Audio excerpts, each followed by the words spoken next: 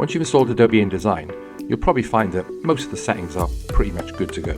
Now, you might find though that when you start to work with images, maybe there's a couple of things lacking in regards to functionality that you want to expand a bit more on to make it a little bit more, not just accurate, but just to give you a bit more feedback on the screen. So what I've got here is I've got the London picture of the London Eye. So by default, if I was to drag down the frame to sort of decrop it, or drag it upwards to crop it, what I'd like to see is a live preview of that image regardless of where I'm cropping it. So I can make a decision based upon the content and also the size of the frame as to how much I'm going to be cropping in or out. And additionally to that, if I want to scale it, I probably would want to see what that image looks like before I let go of the mouse. Okay, so it'd be nice to sort of get that enhanced so I can see a little bit more on my screen as I'm building my layout.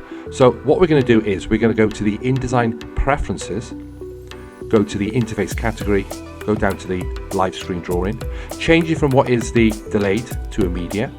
So your machine needs to be a little bit quicker to keep up with this. So just hit OK to that. Now if I was to crop it upwards, I see the whole image as I'm adjusting it so I can be as accurate as I want. And obviously if I want to sort of expand that frame down so it's a bit deeper, I can do that.